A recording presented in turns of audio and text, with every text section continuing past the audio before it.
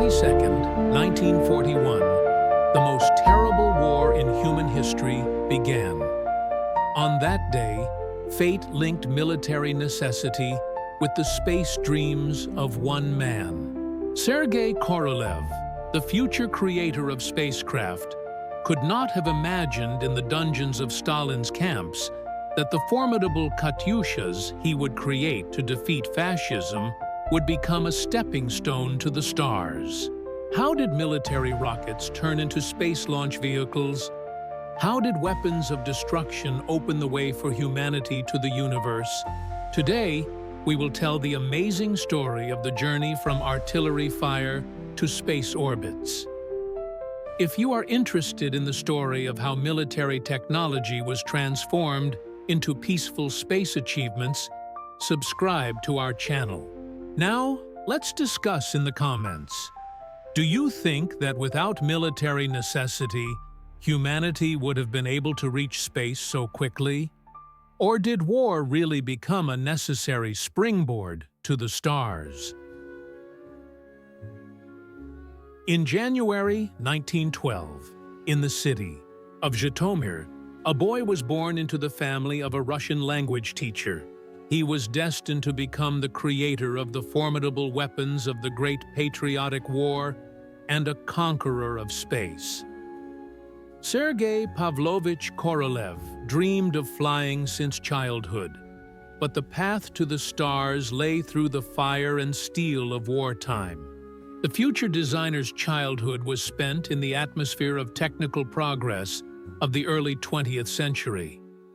In 1915, when the boy was only 3 years old, his parents divorced, and Sergey was raised by his maternal grandparents in Nezhin. It was his grandfather, Nikolai Yakovlevich Moskalenko, a merchant, who instilled in his grandson a love of technology and the exact sciences. From an early age, Sergey showed an extraordinary interest in design. At the age of 13, he was already building gliders, studying the principles of flight, and reading everything he could find about aviation. When the family moved to Odessa, the young man enrolled in construction classes at a vocational school, where he trained as a roofer. But his thoughts were occupied with something completely different: dreams of conquering the skies.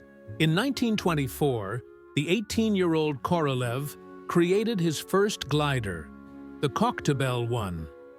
It was not a child's toy, but a real flying machine capable of lifting a person into the air. The tests were conducted in Crimea, where the young designer met the pioneers of Russian aviation. It was here that he first heard about the work of Konstantin Eduardovich Tsiolkovsky and his revolutionary ideas about rocket engines. The success of the glider opened the way for Korolev to enter the Bauman Moscow Higher Technical School. In 1926, he enrolled in the aeromechanics department, where he studied not only traditional aviation, but also the latest theories of jet propulsion. His thesis was devoted to the Sk-4 light aircraft. But even then, the young engineer was more interested in the prospects of rocket technology. His student years were a time when the future chief designer's scientific views were formed. Korolev eagerly studied the works of Tsiolkovsky, corresponded with the Kaluga Dreamer, and participated in student clubs. He was attracted not only by the technical side of rocket science, but also by the philosophical side, the possibility of breaking out of the Earth's atmosphere and opening the way to the stars for humanity. But for now, these were just dreams and theoretical calculations. No one could have imagined that in a decade, this young dreamer would be creating real rockets capable of striking the enemy from a distance of tens of kilometers. The war would require him to forget about the stars and focus on earthly, deadly, dangerous tasks. After graduating from the institute in 1930, Korolev received a degree in glider piloting and aircraft design. But his true passion was not airplanes, but rockets. Industrialization was beginning in the country. and young specialists were given a unique opportunity to turn their boldest technical ideas into reality. In 1931, the Jet Propulsion Research Group, the famous GERD, was established in Moscow. This association of rocket technology enthusiasts became the cradle of domestic rocket science. Korolev did not just join the organization, he became one of its most active members and soon headed the team working on the creation of winged rockets. The first experiments were conducted in the basement of a house on Sadovo-Spasskaya Street. The conditions were more than Spartan. No special equipment, minimal resources, maximum enthusiasm. Korolev and his comrades assembled rocket engines literally on their knees, using homemade tools and materials at hand. Gasoline and liquid oxygen served as fuel, an extremely dangerous mixture that required extreme caution when working with. On August 17, 1933, the historic launch of the first Soviet liquid fuel rocket, GERD-09, took place. The rocket, created under the leadership of Mikhail Klavdievich Tikhonravov, rose to a height of 400 meters and flew 1.5 kilometers. For Korolev, this day was a turning point. He realized that rocket technology was moving from the realm of theoretical research to the sphere of practical development. Korolev's own rocket, the GIRDX, was a more ambitious project. It was a 2-meter-long, 30-kilogram winged rocket, capable of carrying a payload up to 50 kilometers. The engine ran on alcohol and liquid oxygen, developing a thrust of 300 kilograms. For those times, these were outstanding characteristics. On November 25, 1933, the GERD-X was launched. The rocket took off successfully, but after a few seconds of flight, an explosion occurred. The accident was caused by a fuel tank depressurization, but the fact of the successful launch itself proved the correctness of the chosen technical direction. Korolev gained invaluable experience in practical rocket construction. The work at GIRD attracted the attention of the military department. International tensions were growing in the country, and the leadership understood the strategic prospects of rocket technology. In 1934, GERD was merged with the Gas Dynamics Laboratory of the Peter and Paul Fortress, and the Jet Research Institute, RNI, was born. Korolev became deputy director of the new institute and head of the Winged Missile Department. He was tasked with creating combat missile systems capable of hitting targets at significant distances. The romance of the first experiments was fading into the past. Serious engineering work on the creation of a new type of weapon was beginning. But who could have imagined that a few years later, the designer himself would end up in a labor camp, and his developments would be consigned to oblivion. On June 27, 1938, Sergey Korolev's life changed dramatically. At 5 in the morning, NKVD officers knocked on his door. The charge sounded like a sentence: participation in an anti-Soviet Trotskyist organization engaged in sabotage in the field of new technology. The chief rocket designer was arrested as an enemy of the people. The investigation lasted almost a year. In the Lubyanka torture chambers, Korolev was forced to confess to sabotage and espionage in favor of Germany. The methods of influence were standard for that time: sleepless interrogations, physical coercion, threats of repression against loved ones. Broken by torture, Korolev signed a confession in which he implicated himself and his colleagues at the Institute. On September 27, 1938, the Military Collegium of the Supreme Court of the USSR sentenced Korolev to 10 years imprisonment with deprivation of rights for 5 years. He was sent to Kolyma, to the gold mines, where the average life expectancy of a prisoner was 1 year. It seemed that the talented designer's career was over for good. The journey to Kolyma became a test of survival. In overcrowded Stolypin train cars, people died of disease and exhaustion. Korolev ended up at the Maldik mine, where prisoners mined gold in permafrost conditions at temperatures of -50 degrees. They had to work 12 hours a day, and their food consisted of watery gruel and black bread. The designer's health quickly deteriorated. Scurvy, dystrophy, and frostbite were the result of his first year in the camp. He was saved by a remarkable coincidence. Former pilot Mikhail Usachev, who knew about Korolev's pre-war work in the field of rocket technology, was also in the camp. He helped the designer get a lighter job in the camp hospital. But real salvation came from Moscow. Aircraft designer Sergey Vladimirovich Ilyushin, who knew Korolev from working together, sent a petition to the NKVD to review the case. Ilyushin pointed out the exceptional importance of the specialist for the development of the aviation industry. By this time, the war with Finland had begun, and the question of mobilizing all scientific and technical personnel had become acute. In March 1940, Korolev was transferred to Moscow for a review of his case. But instead of being released, he was sent to a new form of imprisonment, a sharashka, a closed design bureau of the NKVD. Arrested engineers and designers worked here, creating new technology for the country's defense needs. The conditions of detention were incomparably better than those in the camps, but there was still no freedom. Korolev was assigned to the 4th Department of the Central Design Bureau 29, which was located on the territory of Plant Number 166 in Tushino.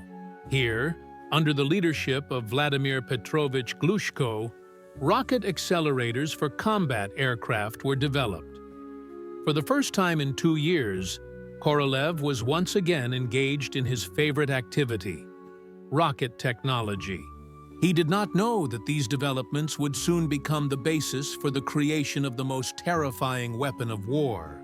Central Design Bureau 29 was a unique phenomenon in Soviet science, a creative prison where imprisoned scientists and designers created weapons to defend the country that had repressed them. Korolev found himself among outstanding specialists, many of whom, like him, had been victims of political repression. The Sharashka was headed by Vladimir Petrovich Glushko, a recognized authority in the field of rocket engines. It was Glushko who began experimenting with liquid rocket engines in the 1920s, and, by the time Korolev was arrested, had already made significant achievements in this field. Paradoxically, the two future chief designers of space technology met in the dungeons of the NKVD. Initially, Korolev was involved in the development of rocket boosters for fighter planes. The idea was to give the aircraft additional thrust at critical moments of combat, when taking off from short runways, in aerial combat, and when pursuing the enemy. Similar systems had already been tested in Germany, and the Soviet leadership did not want to lag behind its potential adversary. The work was carried out under conditions of extreme secrecy. The imprisoned designers were not allowed to leave the factory premises. Their correspondence was strictly controlled, and the results of their work were immediately classified. But the intellectual atmosphere in the Sharashka was surprisingly creative. The specialists gathered here were able to discuss the most daring technical ideas and experiment with new solutions. By the summer of 1940, Korolev had created several versions of the RD-1 rocket accelerator. These small engines were installed under the wings of fighter planes and activated by the pilot when necessary. Each accelerator had a thrust of 300 kilograms, which significantly improved the aircraft's flight characteristics. Tests showed the high efficiency of the system, but the real breakthrough came when Korolev began working on more powerful rocket launchers. He was attracted by the idea of creating rocket artillery, multiple launch rocket systems capable of hitting area targets at long ranges. This concept was radically different from traditional artillery and opened up completely new tactical possibilities. In the Sharashka, Korolev became acquainted with the work of his pre-war colleagues at GERD and RNII. Many of them had also been repressed, but their developments continued to evolve in the secret laboratories of the NKVD. Gradually, a scientific school of rocket engineering was formed, based on fundamentally new technical solutions. On June 22, 1941, everything changed. The Great Patriotic War began, and Soviet designers were faced with tasks that required immediate solutions. The romance of scientific research gave way to the harsh necessity of creating effective weapons. Korolev did not know that the war would give him a chance not only to rehabilitate himself, but also to create weapons that would change the course of military operations. Ahead lay the birth of the legendary Katyushas, rocket launchers that became a symbol of Soviet artillery. On the morning of June 22, 1941, a radio broadcast announced Nazi Germany's attack on the Soviet Union. For the imprisoned designers of the Sharashka, the war meant not only a national tragedy, but also a chance for rehabilitation. The country was in dire need of new weapons, and their designs suddenly became critically important. In the early days of the war, it became clear that existing weapons could not effectively repel the aggressor. German aircraft dominated the skies.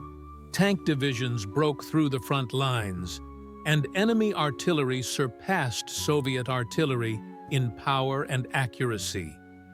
Fundamentally, new types of weapons were needed to turn the tide of battle. Korolev was given an urgent task: to create a combat missile system to destroy enemy manpower and equipment as quickly as possible.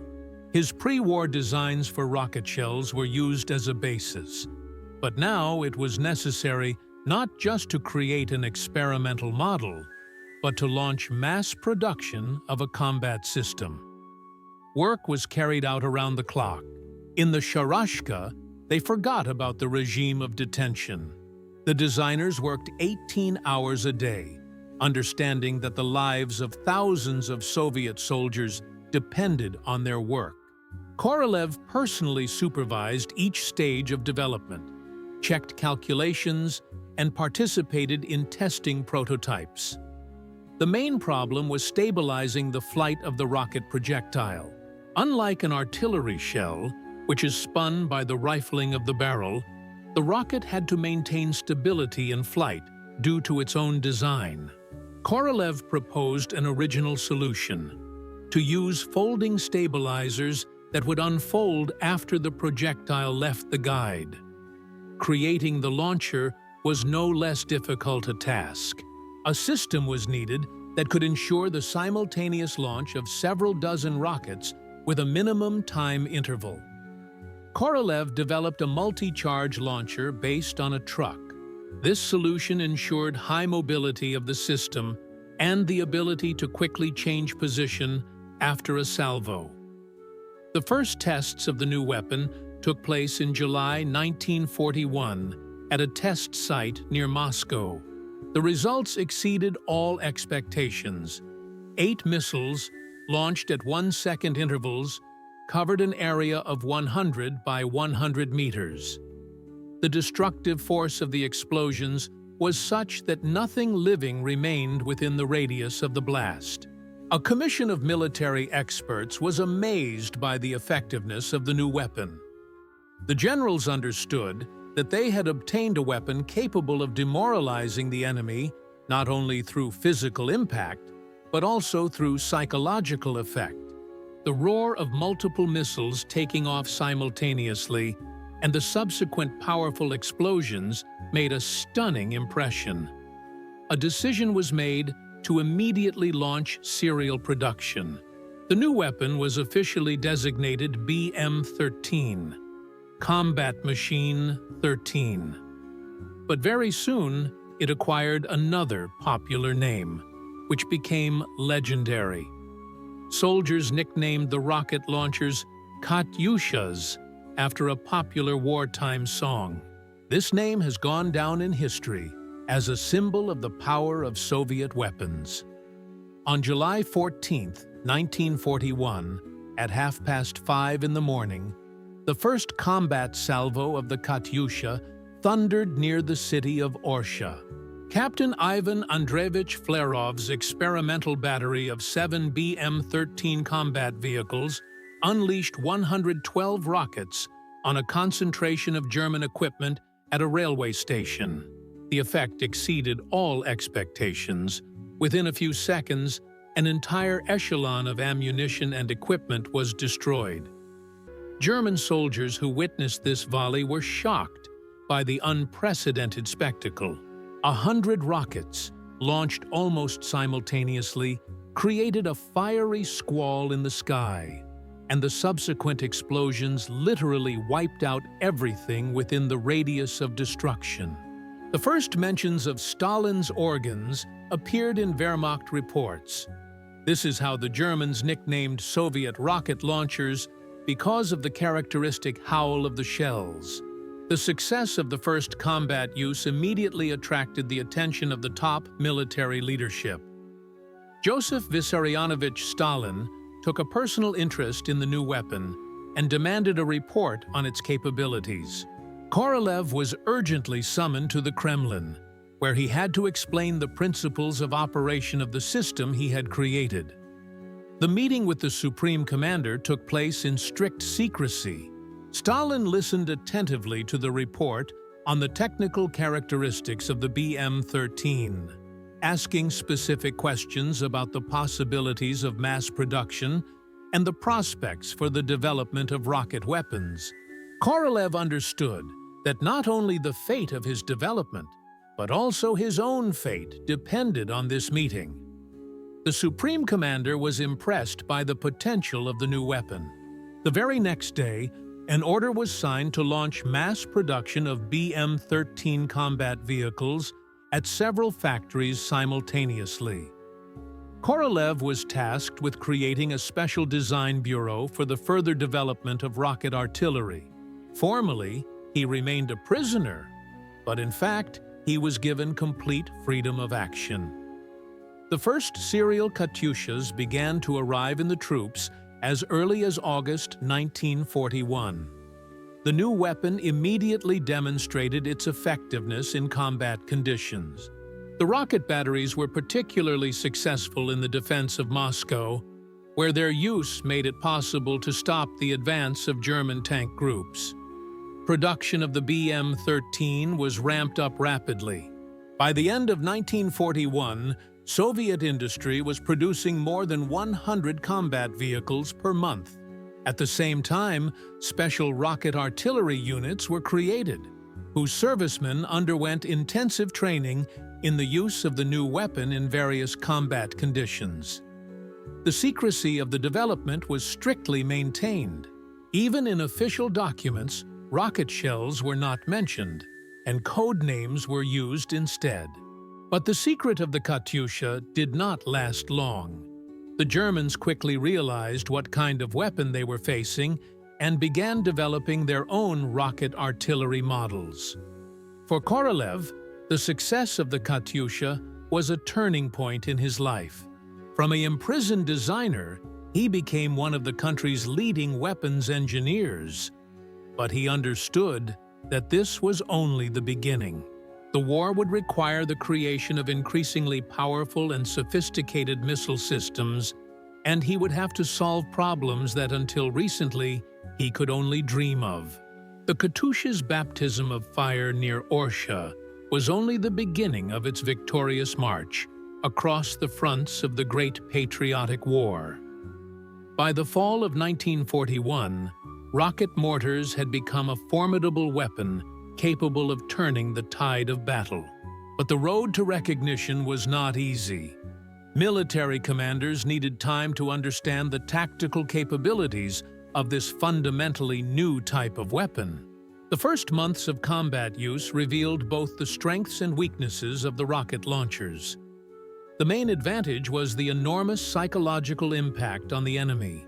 German soldiers were terrified of Stalin's organs, and their command was forced to revise their offensive tactics, taking into account the possibility of a sudden rocket attack.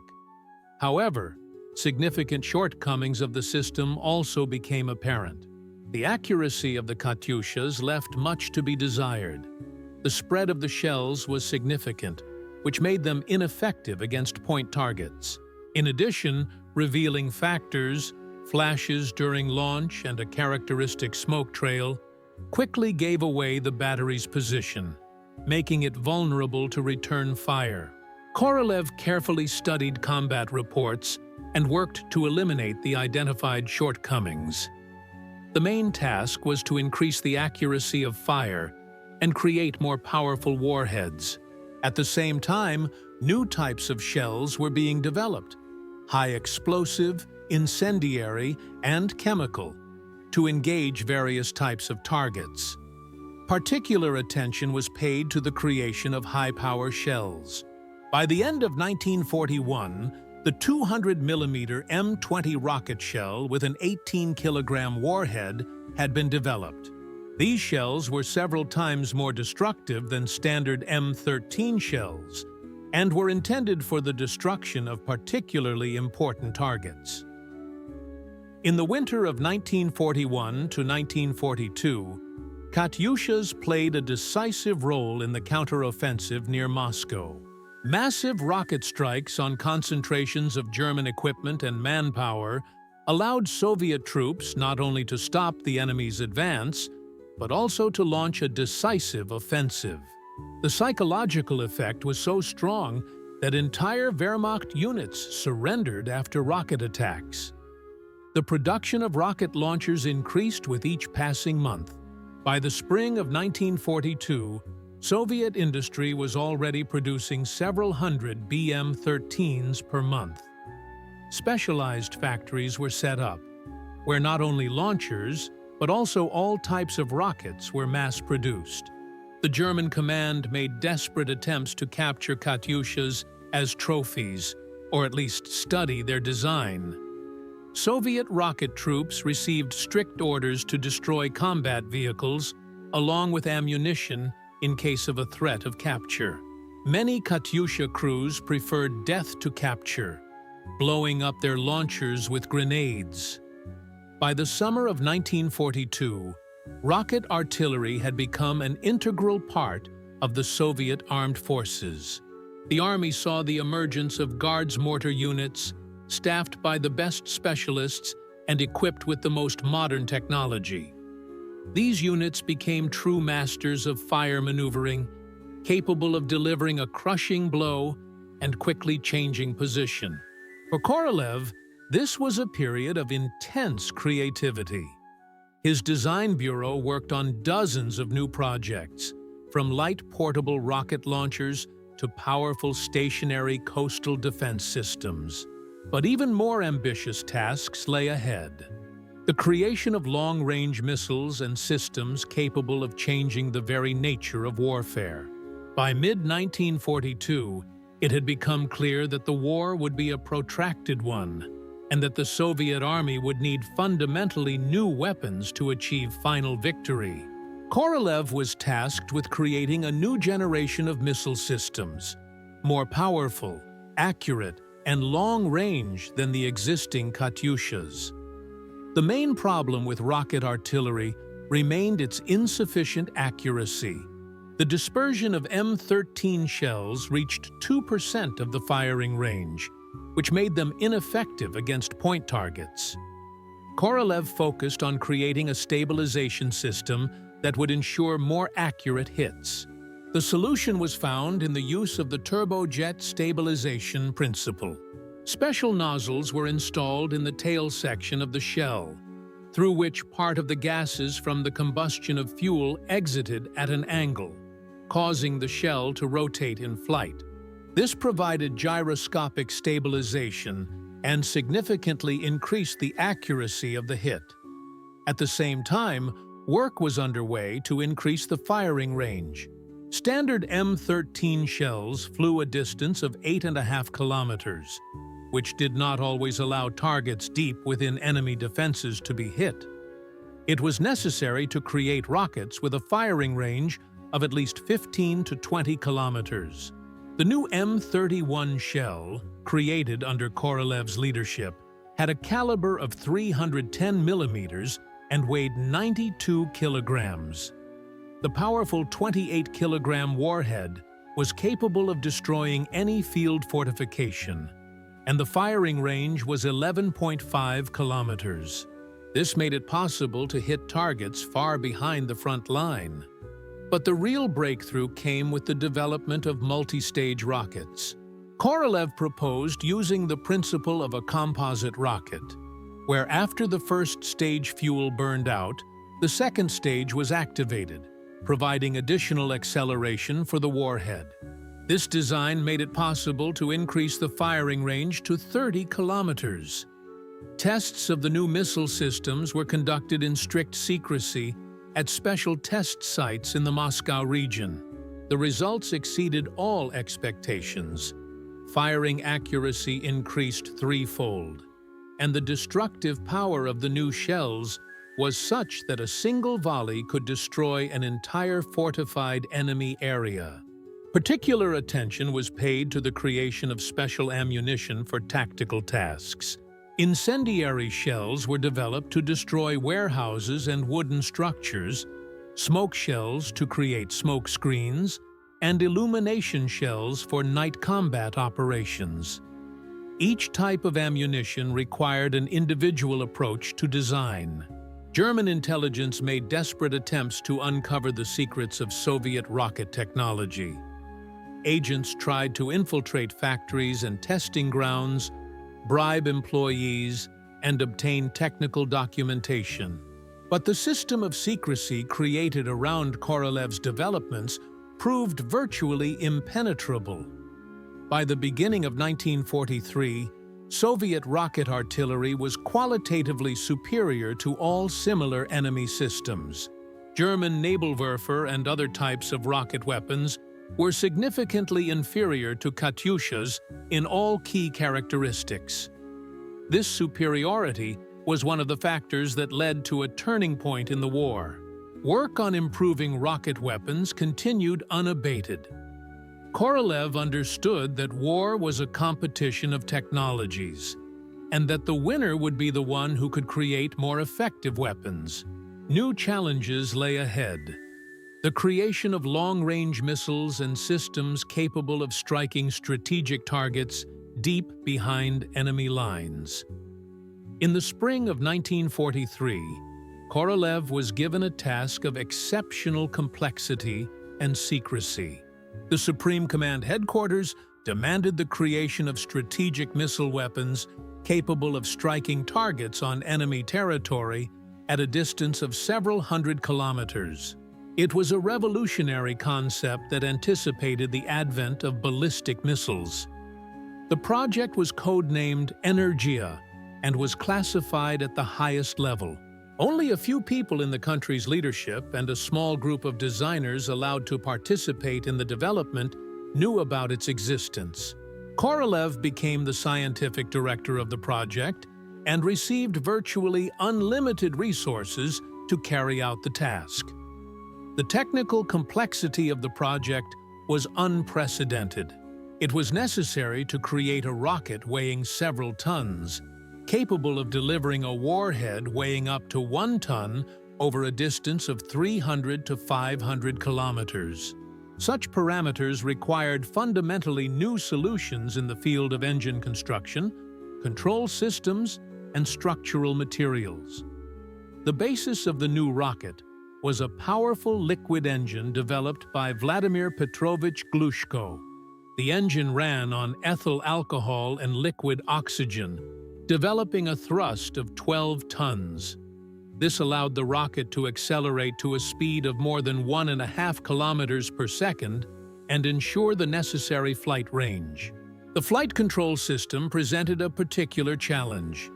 Unlike jet projectiles flying along a ballistic trajectory, a strategic missile had to correct its course in flight to hit its target accurately. Korolev proposed using a gyroscopic stabilization system with software control.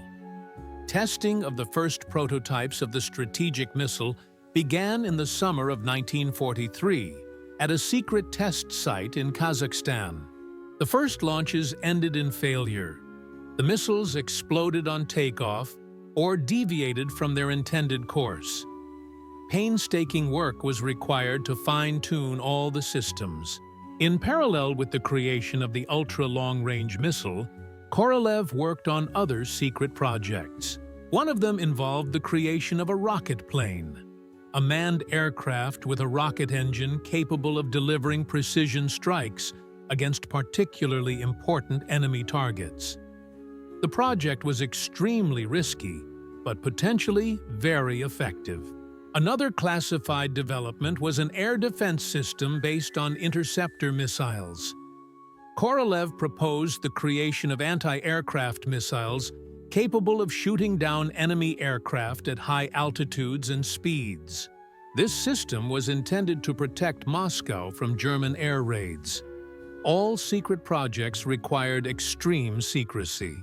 Documentation was kept in special safes. Employees signed non-disclosure agreements, and the very existence of the projects was denied even to allies. In parallel with his main work, Korolev oversaw the creation of false targets designed to mislead enemy intelligence. By the fall of 1943, the first successes in testing strategic missiles had been achieved. The prototype flew 200 kilometers and hit a target square measuring 5 by 5 kilometers. It was the world's first medium-range ballistic missile, several months ahead of similar German developments. However, mass production was still a long way off. The missile proved to be extremely difficult to manufacture and operate, requiring highly skilled specialists and expensive materials. In wartime conditions, Soviet industry could not ensure the mass production of such systems without compromising the production of conventional weapons. Nevertheless, work continued. Korolev understood that he was creating the weapon of the future, one that could radically change the nature of warfare. The experience gained in the development of strategic missiles would become the basis for the creation of even more sophisticated systems capable of carrying not only conventional, but also fundamentally new types of warheads. Secret developments were carried out in parallel with the improvement of serial missile weapons. The Katyushas continued to be modernized, and new types of shells and launchers appeared. But the main achievements remained classified until the end of the war. By the end of 1943, Korolev had become one of the country's leading weapons designers. His developments made a decisive contribution to achieving a turning point in the war, and his secret projects laid the foundation for the creation of the Soviet Union's nuclear missile shield. New challenges and even more ambitious projects lay ahead, but it was already clear that the era of rockets had begun. By the beginning of 1944, the situation on the front lines had changed dramatically. The Red Army seized the strategic initiative and advanced across the entire front. Under these conditions, rocket artillery was given new tasks to support the advancing troops and break through the enemy's heavily fortified defensive positions. Korolev was tasked with creating mobile missile systems capable of quickly moving behind the advancing units and providing them with direct fire support. Standard truck-based Katyushas were not always able to overcome rough terrain and force water obstacles along with tank units. The solution was to develop self-propelled rocket launchers based on tank chassis. The new system was designated BM-13N and was built on the chassis of the American Sherman tank, which was supplied under Lend-Lease. The armored Katyusha could operate in the first echelons of the advancing troops without fear of small arms fire and shell fragments. At the same time, special rocket systems were developed for assaulting fortified positions. Heavy 300mm M30 shells with a 28-kilogram warhead were capable of destroying any long-term firing points. A volley from a battery of such rockets could reduce entire fortified areas to ruins. Particular attention was paid to the creation of multiple launch rocket systems for engineering troops. Special shells were developed for demining, capable of clearing anti-personnel mines from strips up to 100 meters wide. Other types of shells were designed to destroy wire barriers and create passages in minefields. The massive use of rocket artillery became the hallmark of Soviet offensive operations in 1944. During Operation Bagration to liberate Belarus, several dozen rocket batteries operated simultaneously, creating a continuous curtain of fire in front of the advancing troops. The psychological impact of the massive rocket strikes was so strong that many German units abandoned their positions even before the Soviet infantry approached.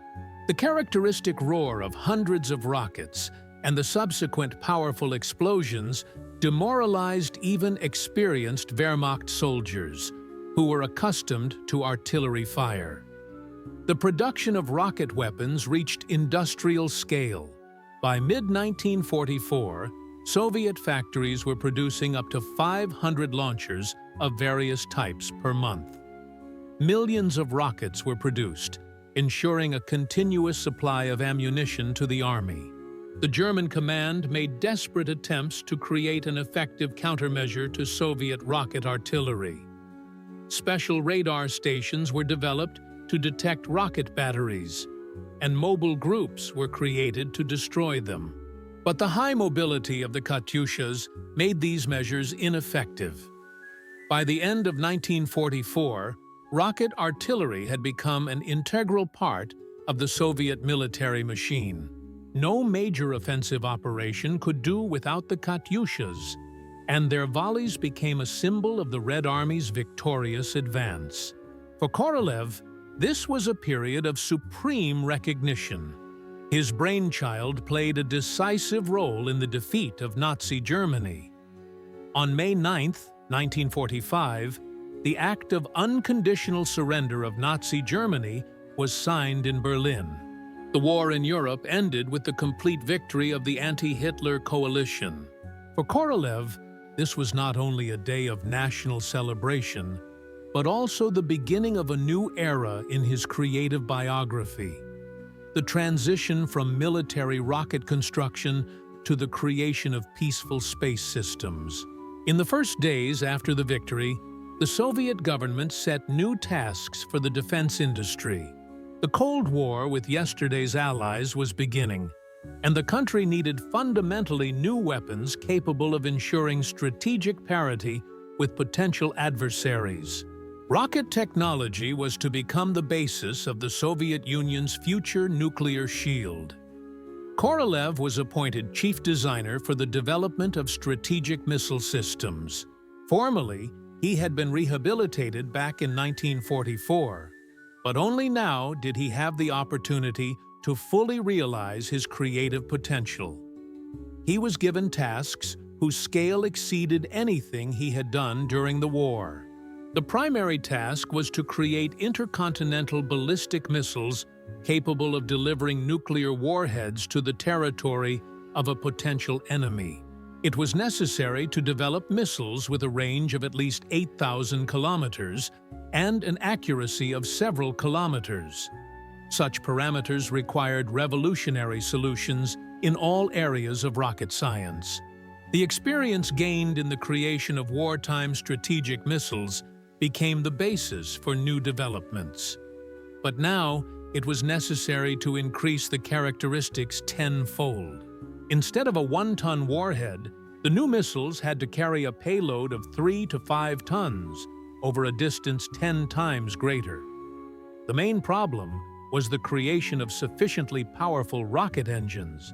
Existing Glushko engines could provide a thrust of no more than 12 tons, while intercontinental missiles required engines with a thrust of 100 to 150 tons.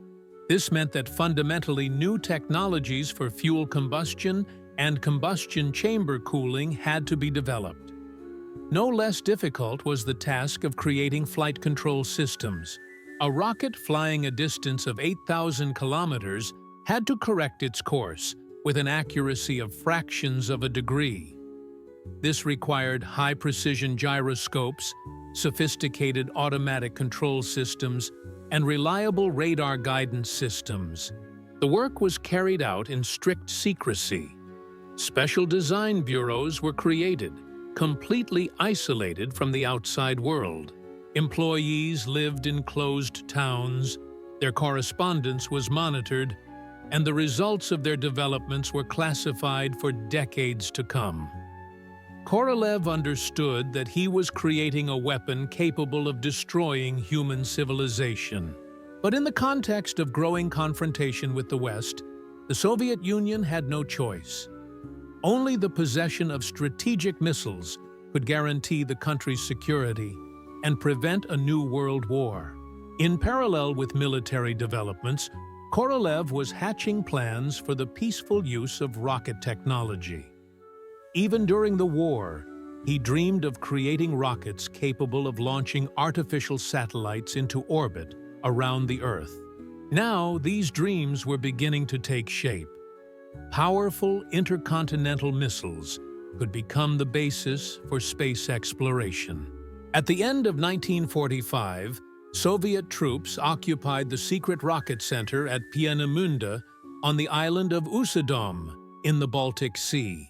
Here, German designers led by Werner von Braun had created the V-2 ballistic rockets that terrorized London in the final years of the war. The captured documentation and equipment samples were an invaluable gift to Soviet rocket engineering. Korolev personally headed the commission to study German achievements in the field of rocket technology. What he saw in Peenemünde exceeded all expectations. The V-2 rocket was a perfect engineering design, several years ahead of Soviet developments. A flight range of 300 kilometers, accuracy of plus or minus 1 kilometer, and an autonomous control system. All of this was unattainable for existing Soviet rockets. The turbopump fuel supply system made a particular impression. Unlike Soviet rockets, which used compressed gas displacement, the Germans used powerful turbopumps to maintain stable pressure in the combustion chamber. This made it possible to create a more compact and efficient engine with a specific impulse unattainable for Soviet designs. The flight control system was no less interesting. German engineers created an analog computing machine capable of adjusting the rocket's trajectory in real time depending on external conditions. Gyroscopic sensors ensured precise stabilization, and a software device set the optimal flight path. The study of captured technology continued for several years. Dozens of V-2 rockets, documentation, production equipment, and even some German specialists were brought to the Soviet Union. Production of Soviet copies of German rockets, designated R-1, was launched at a plant in Kaliningrad. However, Korolev understood that simply copying other people's designs could not ensure technological leadership. It was necessary to creatively rethink the German experience and create fundamentally new designs that surpassed the V-2 in all key characteristics. Development began on the R-2 rocket with double the flight range. The main task was to increase the amount of fuel without a proportional increase in the mass of the design. Korolev proposed a revolutionary solution: detachable fuel tanks that were jettisoned after the fuel was used up. This made it possible to increase the flight range to 600 kilometers while maintaining acceptable rocket dimensions. The creation of the R2 required the solution of many technical problems: new materials, more advanced engines, an improved control system. Each element required painstaking research and testing. The first successful launch took place in 1949, ushering in the era of Soviet ballistic missiles. At the same time, work was underway to create even more powerful rockets. The R3 was to have a range of 1,500 kilometers, and the R5, 3,000 kilometers. Each new rocket required revolutionary technical solutions and became a milestone in the development of domestic rocket engineering.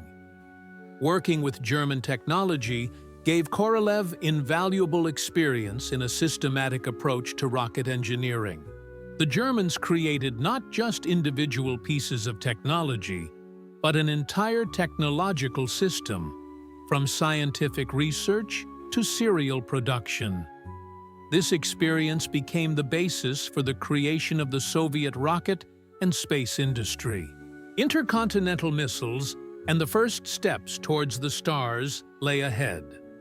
By the early 1950s, it had become clear that Soviet rocket engineering needed a qualitative leap forward. Existing medium-range rockets could not solve the strategic tasks of confronting the United States, which had a significant superiority in strategic aviation.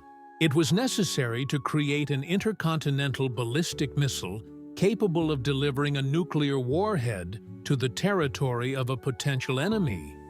The task seemed virtually impossible. To fly a distance of 8,000 to 10,000 kilometers, the rocket had to have a launch weight of several hundred tons and reach a speed of about 8 kilometers per second. None of the rocket engines available at the time could provide the necessary thrust, and the control systems did not have the required accuracy. Korolev proposed the concept of a composite rocket with stages arranged in sequence. After the fuel was exhausted, the lower stage separated and the next stage was activated, allowing the rocket to reach space speeds. But the implementation of this idea required the solution of many technical problems, from the creation of powerful engines to the development of stage separation systems. The central problem was the creation of a sufficiently powerful first stage. Vladimir Petrovich Glushko developed the RD-107 oxygen-kerosene engine with a thrust of 100 tons. But even that was not enough. Korolev proposed using a cluster configuration. The central block was surrounded by 4 side blocks with the same engines, which provided a total thrust of 500 tons. Testing of the new rocket, designated R7, began in 1957 at the Tyuratam test site in Kazakhstan. The first launches ended in failure. The rockets exploded at launch or deviated from their intended course. Meticulous debugging of all systems, from engines to onboard automation, was required. The flight control system was particularly challenging. The rocket had to fly along a ballistic trajectory with an accuracy of no more than a few kilometers. This required high-precision gyroscopic instruments, sophisticated computers, and reliable control systems. The first successful launch of the R7 at full range took place on August 21, 1957. The rocket flew more than 6,000 kilometers and hit the target area in Kamchatka. It was a triumph for Soviet rocket science. The country had developed the world's first intercontinental ballistic missile. The creation of the R7 was revolutionary not only for the defense capabilities of the USSR, but also for the development of cosmonautics. The powerful launch vehicle could put artificial satellites weighing several hundred kilograms into orbit. Korolev had long dreamed of this possibility and was already developing plans for space exploration. But the main achievement was demonstrating to the whole world the Soviet Union's ability to create the most advanced weapons. The R-7 became the basis of the country's strategic nuclear forces and ensured parity with the United States in the field of strategic weapons. The era of mutual nuclear deterrence began with this rocket. For Korolev, the success of the R-7 meant the achievement of the main goal of the military period of his career. He had created a weapon capable of protecting the country from any aggression. But even more important was the fact that the same rocket could become the key to space. Childhood dreams of flying to the stars were finally given real technical embodiment. Ahead lay Sputnik and the beginning of the space age. The success of the R-7 intercontinental rocket opened up completely new horizons for Korolev. The rocket, created as a carrier for nuclear weapons, had excess power for military tasks, but was ideal for launching artificial Earth satellites into orbit. The dream of spaceflight, which originated in his youth under the influence of Tsiolkovsky's works, finally became a reality. The idea of using a military rocket for space exploration came to Korolev as early as the design stage of the R-7. He understood that the rocket was capable of launching a payload weighing several hundred kilograms into orbit, which was quite sufficient for creating the simplest artificial satellite. But it was not easy to obtain permission from the leadership for non-serious experiments. Prestige considerations became an argument in favor of the space program. At the height of the Cold War, scientific and technical achievements were of great propaganda value. The launch of the first artificial satellite could demonstrate the technological superiority of the Soviet Union to the whole world and become a powerful ideological weapon. The project received conditional approval on the condition that space experiments would not interfere with the development of combat missile systems. Korolev began developing the simplest satellite capable of transmitting radio signals and confirming its entry into orbit. The device was given the concise name PS-1, Prostoi Sputnik-1, simplest satellite-1. The satellite was an aluminum sphere with a diameter of 58 centimeters and a mass of 83.5 kilograms. Inside were radio transmitters, power sources, and a temperature control system. 4-pin antennas provided stable radio communication with Earth. The design was extremely simple but reliable. Preparations for the launch were carried out in strict secrecy. Even Korolev's closest associates did not know the true purpose of the experiment. Officially, it was another test of an intercontinental missile, and the space program was classified as top secret. On October 4, 1957, at 22:28 Moscow time, the R-7 rocket with the first artificial Earth satellite was launched from the Baikonur Cosmodrome. A few minutes later, the satellite entered an elliptical orbit with an apogee of 947 kilometers and a perigee of 228 kilometers. The whole world heard the satellite's beep, beep, beep signals. Radio amateurs from all countries caught the call signs of the first spacecraft, and astronomers observed a bright spot crossing the starry sky through their telescopes. Humanity entered the space age, and the Soviet Union became the pioneer. The success of Sputnik had the effect of a bombshell. Western media wrote about the space Pearl Harbor and the technical superiority of the USSR.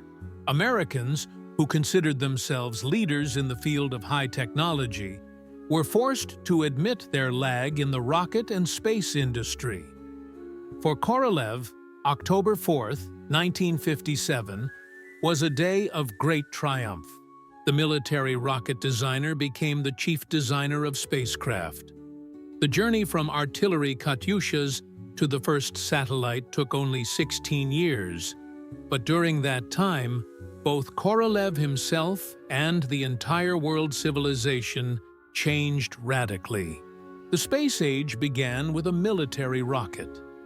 The launch of the first satellite was not the end, but the beginning of a grand space program. Korolev understood that the success of Sputnik opened up unique opportunities for further space exploration. And just a month after the historic launch, he was preparing to launch a second artificial satellite with a living creature on board. On November 3, 1957, the dog Laika was sent into space, the first living creature to be placed in Earth's orbit.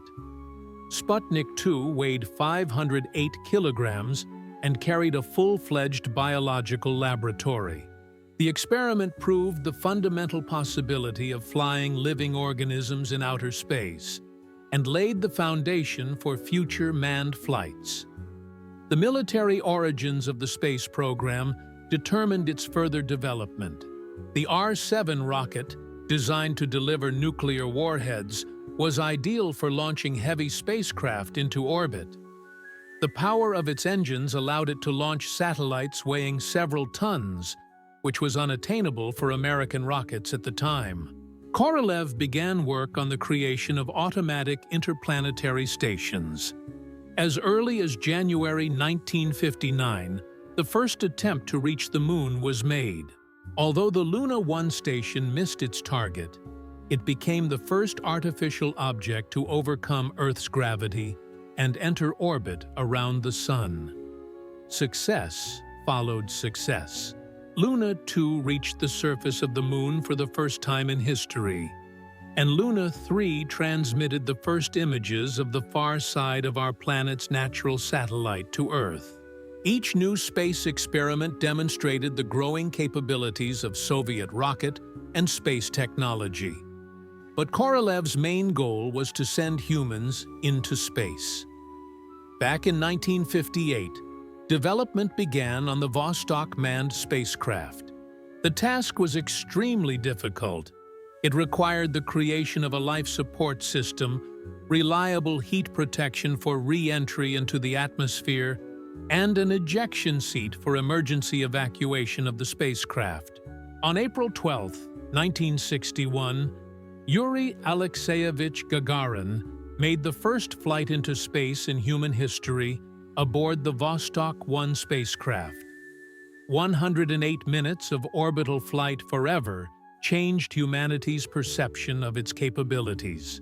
Space ceased to be an unattainable dream and became a reality. The journey from military Katyushas to a spacecraft took 20 years. During this time, Sergey Pavlovich Korolev went from being a repressed designer to the creator of space technology. His military developments became the basis for the peaceful exploration of space, and rockets created for destruction opened the way for humanity to the stars. Military rocket engineering gave cosmonautics not only a technical basis, but also organizational principles.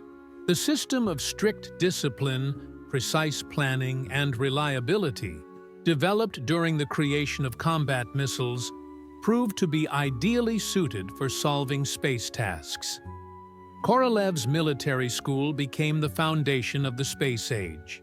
Today, when space flights have become commonplace, it is easy to forget that their origins lie in the formidable Katyushas of wartime. But it was military necessity that gave humanity the technology to leave its home planet.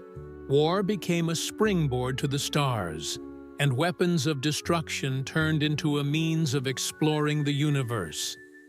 The story of Sergey Korolev is the best proof of this.